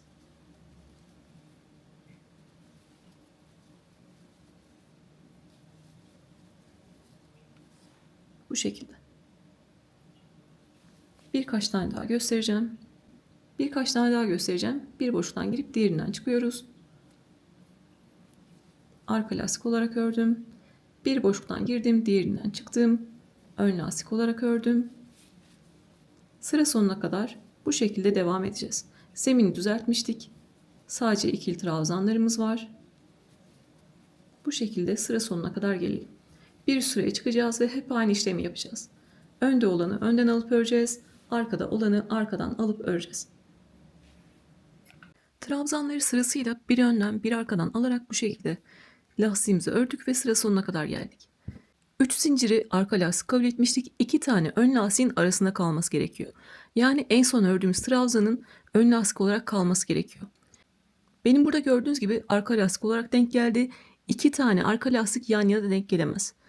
Bir önden bir arkadan, bir önden bir arkadan bu şekilde devam edecek. Burada sayılarımız farklıysa en son trabzan ön lastik olarak denk gelen arkadaşlar olacaktır. Siz burada bekliyorsunuz.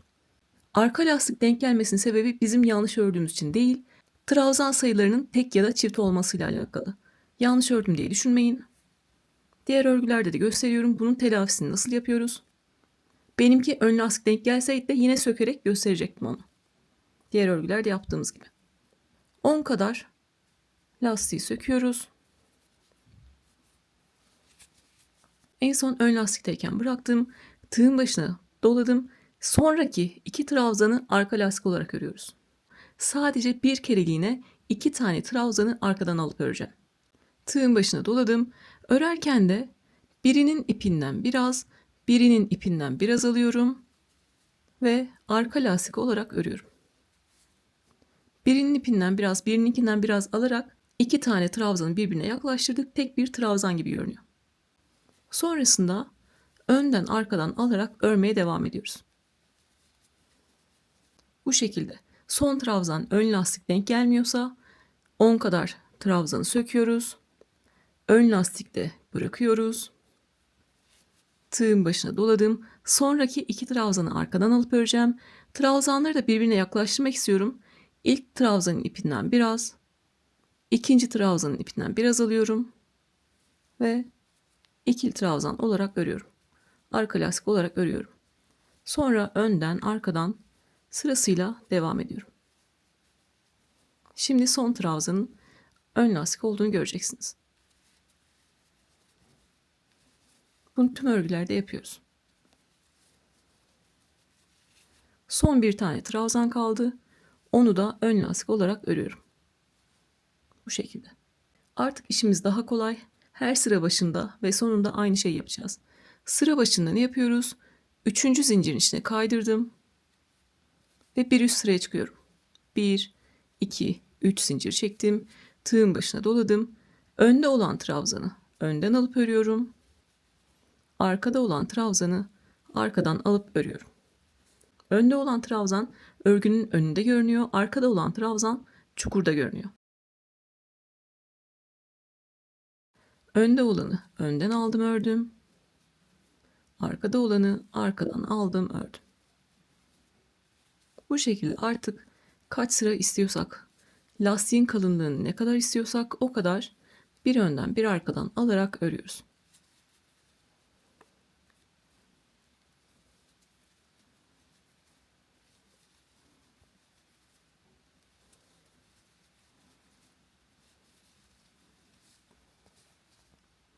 İkinci sırada da lastiğimiz bu şekilde görünüyor. Sıra sonuna kadar bir önden bir arkadan alarak devam ediyoruz. En son ön lastiği de önden alıp örüyoruz. Üçüncü zincirin içine kaydırıp bir üst sıra için 3 zincir çekiyoruz. Önde olanı önde, arkada olanı arkadan alıp örüyoruz. Lastiğimiz kaç sıra örersek örelim örüm şeklimiz değişmeyecek. Bu şekilde kaç sıra istiyorsak lastiğimizi örüyoruz. Ben genelde kalın lastikler seviyorum. 4 ya da 5 sıra örüyorum. Şimdi ben de size anlattığım gibi etek kısmında bir önden bir arkadan alıp öreceğim. En son 3. zincirin içine kaydıracağım. Bir üst sıra için tekrar 3 zincir çekeceğim. Önde olanı önden, arkada olanı arkadan alıp öreceğim. Siz de istediğiniz kalınlığa gelene kadar örüyorsunuz. Çocuğunuz için ya da kendiniz için. Bu aşamada zaten kabaca bir süveter formuna ulaştı artık. Üzerinize geçirirsiniz. Hoşunuza giden noktada artık bırakırsınız. Tamam dediğiniz noktada artık sıra sonunda buluşalım. Size kaç sıra ördüğümü söyleyeceğim. Sıra sonunda da düzgün bir bitiş yapacağız. Motiflerde yaptığımız gibi düzgün bir bitiş yapacağız. Bir tane trabzan tepesi oluşturacağız. Size anlattığım gibi lastiği örmeye devam ettim. Burası bizim ikili trabzan sıramız. Onun üzerine 1, 2, 3, 4, 5 sıra lastik ördüm. Üzerime geçirdim. Bu kalınlık benim hoşuma gitti. Artık sıra sonunda düzgün bitiş yapacağız. Siz de üzerinize geçirdiniz. Tamam dediğiniz noktada en son önden alıp bir tane ikili trabzan yapıyorsunuz. Ön lastik yapıyorsunuz. Yeteri kadar ip bırakıp kesiyorsunuz.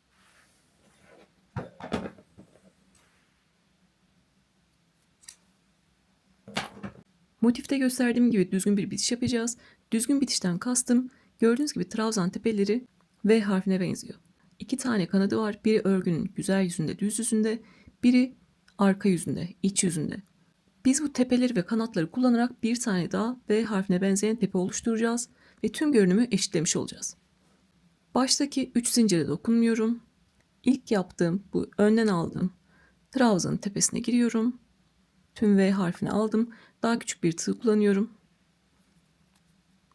İpi aldım ve arkaya çektim. Ön lastiğin tepesine arkadan girdim ve ipi aldım, arkaya çektim. Burada da en son ördüğüm ön lastik var. Onun da sadece arka kanadına giriyorum. Örgünün arkasındaki kanada giriyorum. İpi aldım, tekrar örgünün arkasına çektim. Gördüğünüz gibi bir tane daha tepe oluşturmuş olduk. Oluşturduğumuz tepe de 3 zincirin tepesi olmuş oldu. 3 zinciri o yüzden atladık. Tepesini de oluşturmuş olduk. Artık tüm tepeler V harfinde görünüyor. İpimizi de arkada gizleyebiliriz. Burada çok fazla çekiştirmiyorum ki tepe daralmasın.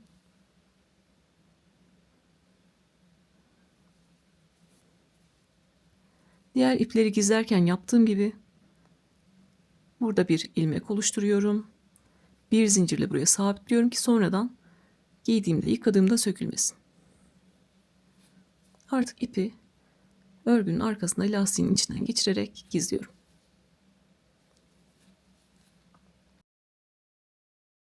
Etek kısmında lastiği bitirmiş olduk. Artık kola geçebiliriz.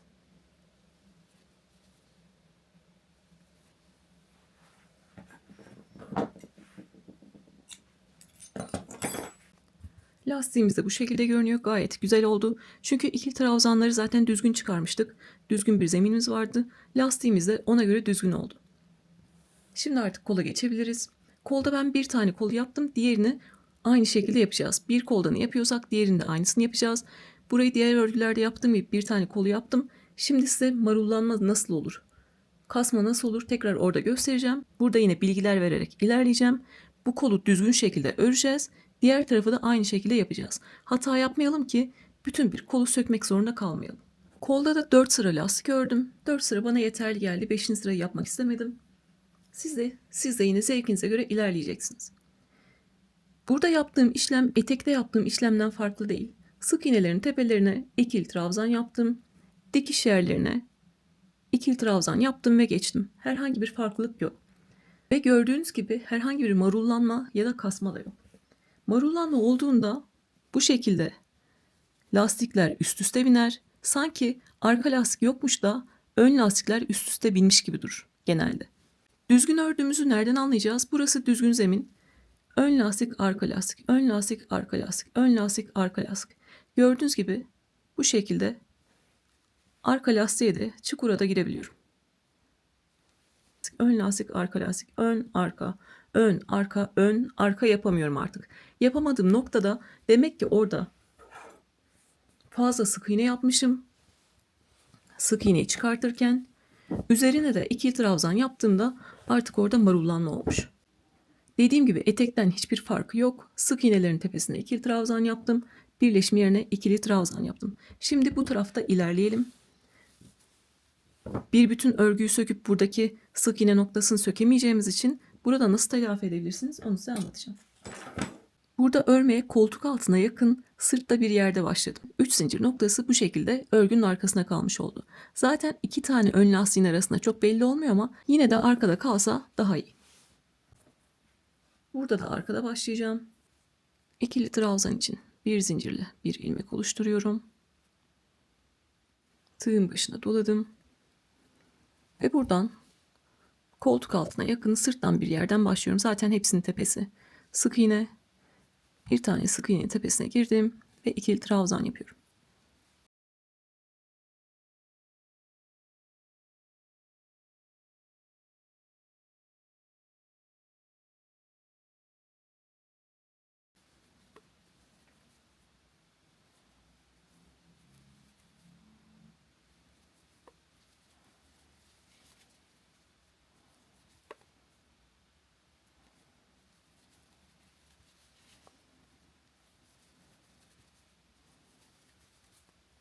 Bu şekilde.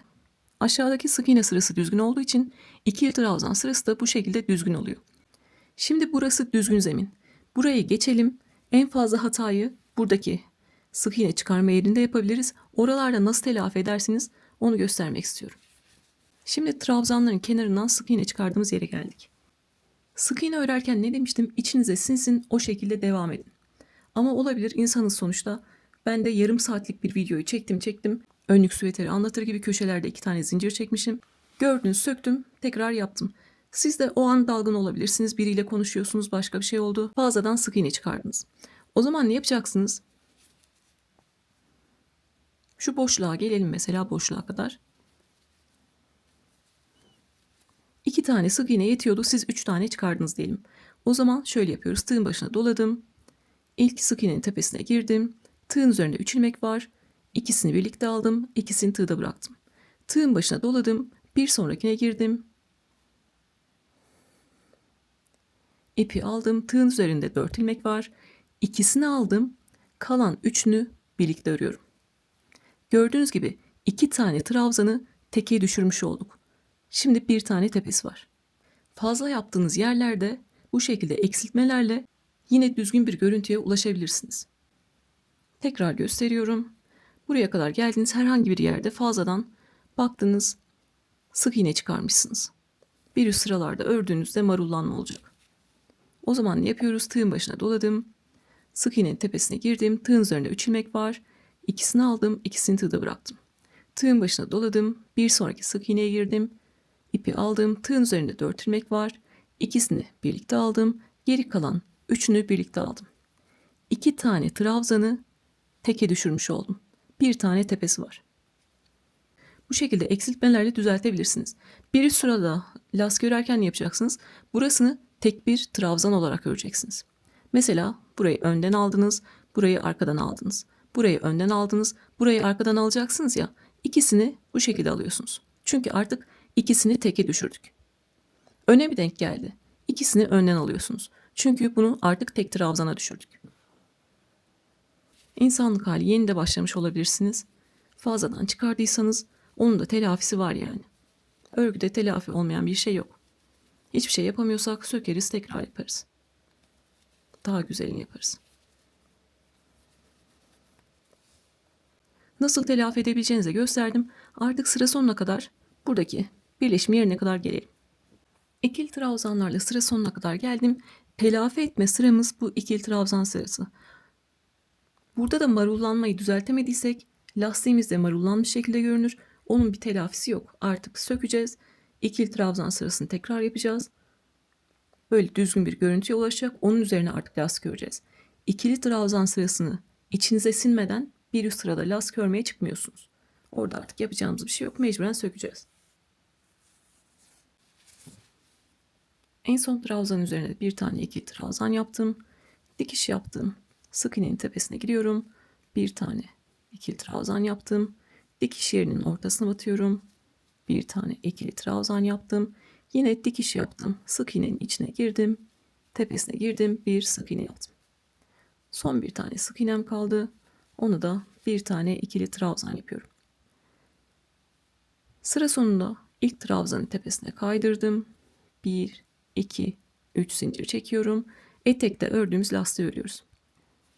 Bir önden aldığım ikili trabzan yaptım. Bir arkadan aldığım ikili trabzan yaptım. Bir önden aldım ikili trabzan yaptım. Bir arkadan aldım ikili trabzan yaptım. Sıra sonuna kadar bir önden bir arkadan alarak ilerliyoruz. Aynı etekte yaptığımız gibi kaç sıra olmasını istiyorsak üzerimize geçiriyoruz. Tamam dediğimiz noktada düzgün bir bitişle bitiyoruz. Sıra sonuna kadar geliyoruz. En son trabzan ön lastik olarak kalmalı. Kalmıyorsa ne yapacağız? 10 tane kadar söküyoruz. Ön lastikle bırakıyoruz. Sonra 2 tanesini arkadan alıyoruz. Ama bir trabzanın ipinden biraz, bir trabzanın ipinden biraz alıyoruz ve arkadan alıp örüyoruz. Bu şekilde iki trabzanı da birbirine yaklaştırmış oluyoruz.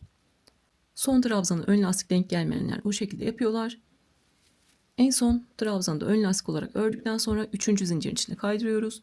Tekrar 3 zincir çekip önde olanı önden, arkada olanı arkadan alıp örüyoruz. Ben 4 sıra yaptım. Tekrar göstereyim.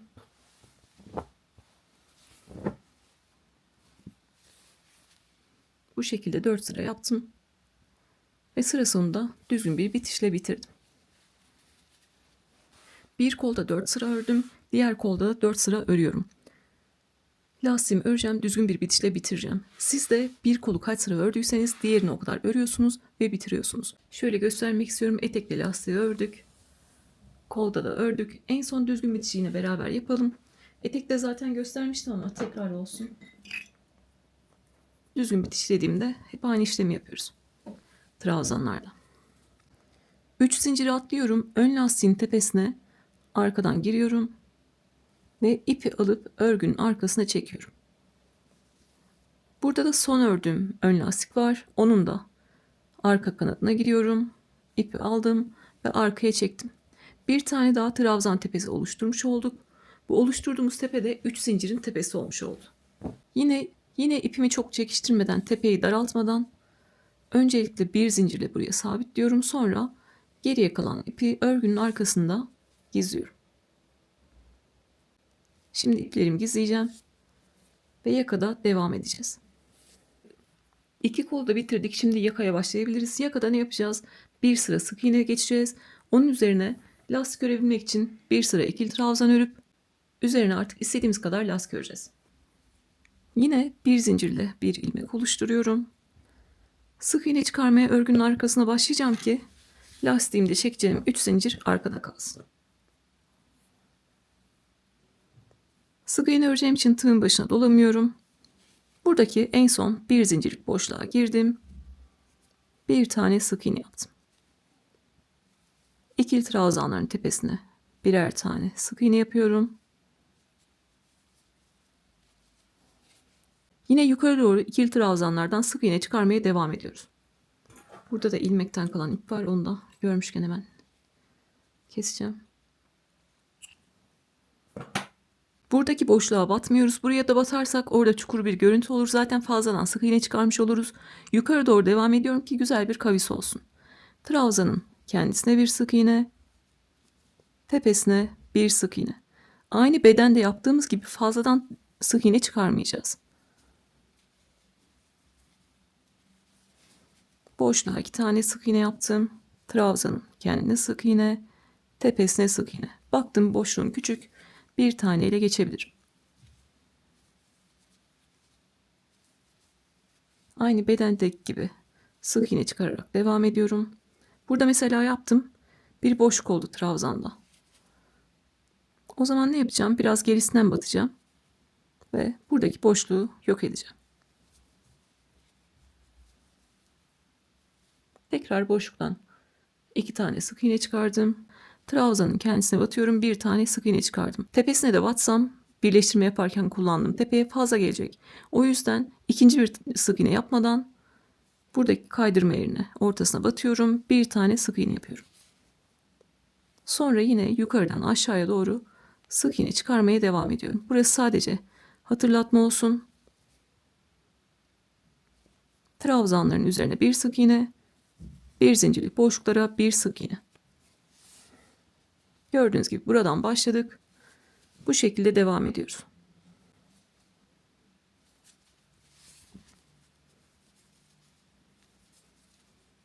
Burası zaten düzgün zemin. Burayı hızlıca geçelim. Sadece yakada 4 tane köşe var. Onları göstermek istiyorum. Trabzanın kendisine bir sık iğne, tepesine bir sık iğne. Birleştirme yerine geldim. Tam V harfinin ortasına batıyorum. Bir tane sık iğne yapıyorum. Ve devam ediyorum. Buradaki trabzanın tepesine battım. Bir sık iğne yaptım. Boşluğa battım. Bir sık iğne yaptım.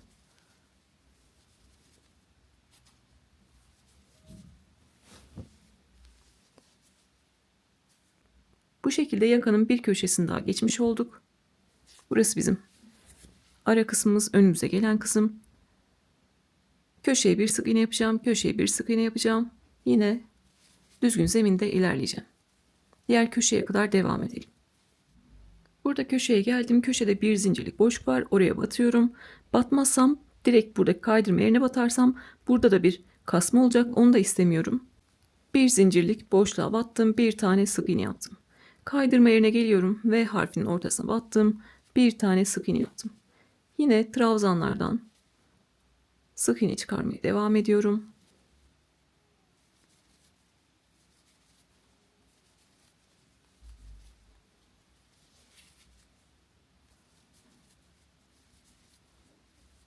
Son bir tane köşemiz kaldı.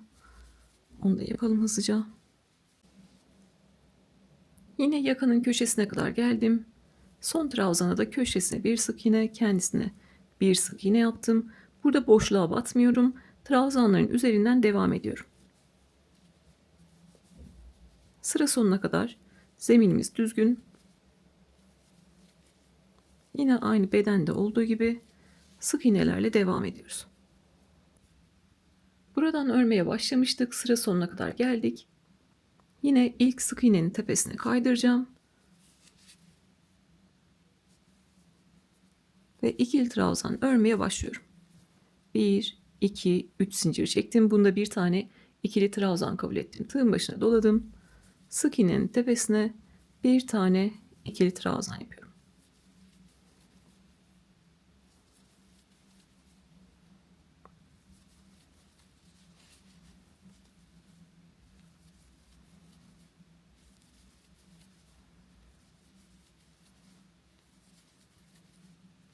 Her bir sık iğnenin tepesine ikili trabzan yapıyoruz.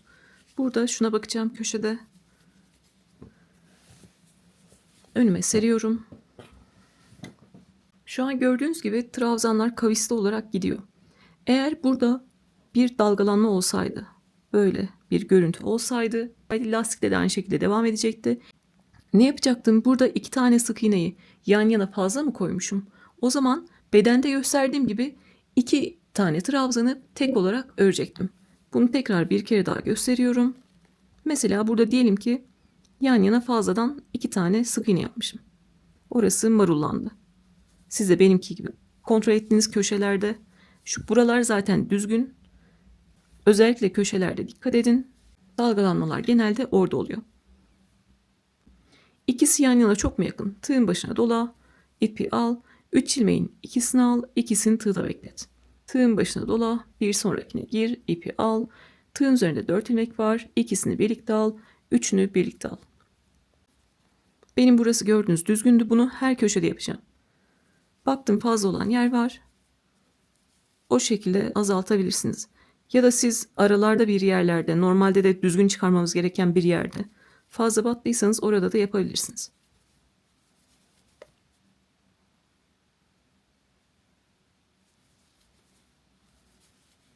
O yüzden birinci sıradaki bu sık iğne sırasında kontrollü gidersek genelde trabzan sırasında böyle bir sorun olmuyor. Olursa da o şekilde düzeltebilirsiniz.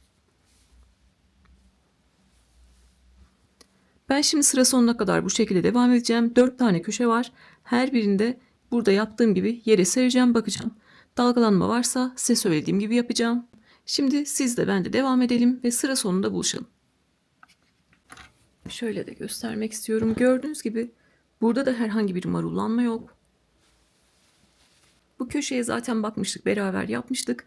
Burada da herhangi bir marullanma yok. Şimdi sıra sonumuzu yapalım. Siz de marullanmadığından eminseniz devam ediyorsunuz. Emin değilseniz, içinize herhangi bir yeri sinmediyse burada ikili trabzan sayısını sökün. İçinize sinmeyen yerlerde trabzan sayısını azaltın ve öyle devam edin. Bunun üzerine artık lastik ördüğümüzde düzeltme şansımız yok. Düzeltirsek ikili trabzan sırasında düzeltebiliriz. Sonrasında telafisi yok. Sıra sonunda 3. zincirin içine kaydırdım. Yine lastik öreceğim. 1, 2, 3 zincir çektim. Tığın başına doladım. Sırasıyla bir önden bir arkadan alarak örüyorum. Aynı bedende olduğu gibi, kolda olduğu gibi bu şekilde örüyorum. Yakala da kaç sıra istersem üzerime geçireceğim. İçime sinen noktada bırakacağım. 3 sıra örüp bakabilirim. Üzerime geçirip 4 sıra örüp bakabilirim. Bu şekilde sıra sıra bakarak hangi noktada içinize siniyorsa artık lastik örmeyi bırakıyorsunuz. Düzgün bir bitişte bitiyorsunuz. Yine 3 zincir atlayıp ilk ön trabzanın tepesinden ipi arkaya çekiyorsunuz. Sonra en son yaptığınız ön lastiğin arka kanatından ipi çekiyorsunuz. Bir tane tepe oluşmuş oluyor. Arkada bir zincirle sabitleyip ipinizi koparıyorsunuz. Artık süveterimiz bitti. Süveter bitmiş haliyle, dikilmiş haliyle beden genişliği 54 santim, boyu yaklaşık 55 santim. M beden rahatlıkla giyecektir. S bedene salaş şekilde olacaktır. Yakayı da şöyle yakından göstermek istiyorum. Yakınında bitmiş hali bu şekilde. 266 gram ip kullanmışım. Yani yaklaşık 270 gram kadar ip kullanmışım. Alize Cotton Gold'lar biliyorsunuz 100 gram, Yarn Şinsler 50 gram. Buradaki renkli iplerden çok az kullandım. 60 gram ondan geldi desek demek ki 2 yumak kadar buradaki mum ışığı renginden kullanmışım. İçimdeki kazak alakasız ama nasıl durduğunu görün istiyorum. Yine üzerimde görün, sizin de içinize sinsin. Olduğunu görün, ona göre siz de kendiniz de hayal edebilirsiniz. Yakamız bu şekilde. Ben yakada 4 sıra ördüm ve bu şekilde oldu. Siz istiyorsanız daha kapalı ya da daha açık kullanabilirsiniz. Koltuk altımız bu şekilde, gördüğünüz gibi güzel bir kavis var. Bu tarafta da, bu tarafta da. Dikiş yerimiz burada. Arkamızda bu şekilde. Benim için de çok güzel bir model oldu. İstediğiniz renklerle kullanabilirsiniz. Ben evde kalan renkli ipleri kullandım. Siz kendiniz başka ipler alıp farklı renk kombileri yapabilirsiniz. Buradaki zemin rengini başka bir şey yapabilirsiniz.